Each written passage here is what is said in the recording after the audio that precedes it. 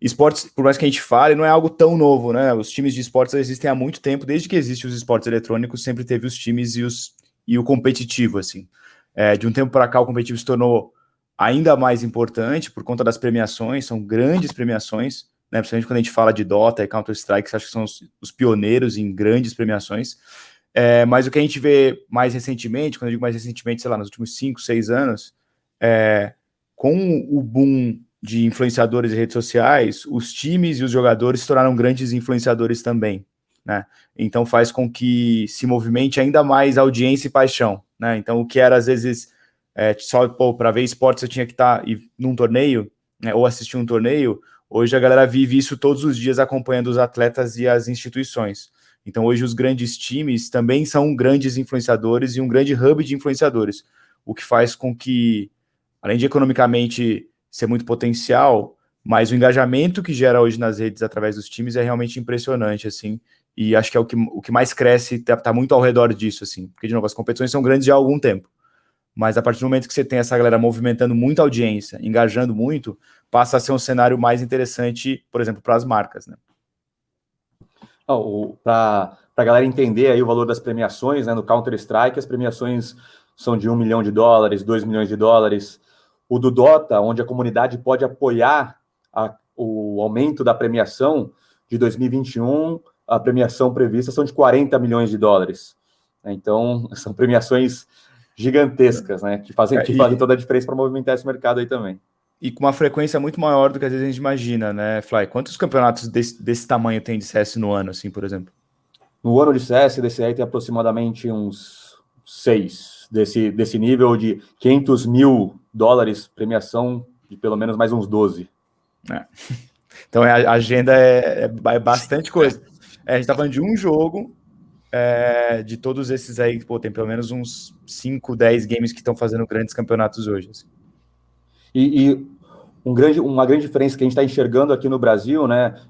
Os números são bem grandes de fato. Counter-Strike é bem antigo, League of Legends também eram os principais do Brasil. E algo que está chamando muita atenção aí do mercado veio por causa dessa onda do Free Fire, né? Que o Paulo agora está trabalhando mais de perto aí, que os jogos estão aí na mão de todo mundo, né? Os celulares. Free Fire é um jogo aí de dezenas de milhões de jogadores no Brasil apenas. E aí se tornou o maior jogo o jogo mais baixado do mundo, o jogo mais jogado.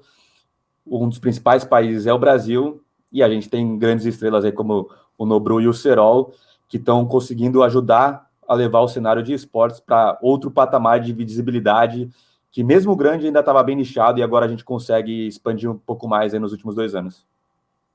Perfeito. Quando a gente fala do celular, né, o smartphone, ele abriu bastante o leque o número de jogadores, né, como vocês mencionaram aqui, né, então só o pessoal entender, pegar o espectro inteiro, tem coisas que o pessoal às vezes não aterriza a dimensão que é, por exemplo, a audiência que existe assistindo jogos, né, por exemplo, plataformas como o Twitch, por exemplo, como funciona a monetização nos canais do Twitch, que é uma coisa que eu aprendi recentemente, é um negócio que me caiu assim, o queixo. Então, se vocês puderem comentar um pouquinho o mercado expandido assim, de jogos e como é que funciona isso do ponto de vista do consumidor, do ponto de vista da relação do consumidor com essas celebridades, né, que, como o Paulo falou, estenderam já o seu alcance para influência social também, estão no TikTok, estão em outras plataformas. Como é que funciona esse business como um todo, se a gente puder fazer esse panorama geral, aí, começando pelo básico, obviamente. Você quer começar, Fly? Vai lá. Eu queria dar um overview, e acho que o Paulo consegue entrar, dar uns detalhes a mais, assim, de uma maneira que eu gosto de explicar bastante para as pessoas que não conhecem tanto o cenário.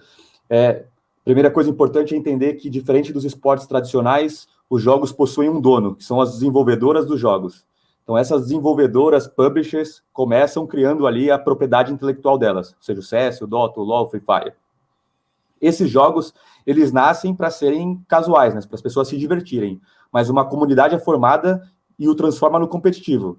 A desenvolvedora, acredita muito que as pessoas que competem num jogo, eles aumentam o engajamento daquele jogo, em horas mais jogadas, em horas mais assistidas, e também até em consumo dentro daquele jogo. Então aí as publishers aprenderam a também desenvolver e criar uma área dentro delas para fomentar esse cenário competitivo do próprio jogo. E aí existem os organizadores de torneio, como por exemplo a Gamers Club e outras empresas. Esses organizadores de torneio, eles podem ser terceiros, ou pode ser a própria desenvolvedora, que também tem uma área que organiza esses torneios. E aí cada jogo também tem a sua modalidade, o seu circuito, né? Para jogar esses torneios, você precisa das equipes. Então existem equipes profissionais, como eu citei, que participam desses torneios. Alguns no modelo de franquia, como a NBA, outros de qualificatório aberto, onde você pode se classificar. Para participar desses times, existem os jogadores. E esses jogadores têm contratos com esses times, com multa, se ele sair, quiser ir para outro lugar, tem multa, assim como funciona no esporte tradicional, no futebol, e valores até mesmo hoje em dia milionários de multa de transação entre uma equipe e outra. E como que tudo isso e um outro ponto importante, né, desse ecossistema são as plataformas de conteúdo, como o YouTube Gaming, Facebook, Twitch, né, a Bui agora também, da Garena. Então, como que esse mercado gira, né? As desenvolvedoras podem aportar dinheiro enxergando como uma ferramenta de marketing para aumentar o engajamento do jogo. E as marcas também investem dinheiro, seja no jogador, patrocinando um jogador, patrocinando uma equipe, patrocinando um torneio, fazendo ativações com esses criadores de conteúdo. E tudo isso porque seja torcendo para o jogador, seja torcendo para o time, seja acompanhando o jogador, seja comprando um ticket para ir num campeonato ou assistindo a transmissão ao vivo, seja vendo as lives daqueles criadores de conteúdo, existem dezenas de milhões de fãs que estão ali, ávidos ali para consumir os produtos dos jogos ou os produtos das marcas que estão conversando com esses jogadores. This is Growthaholics.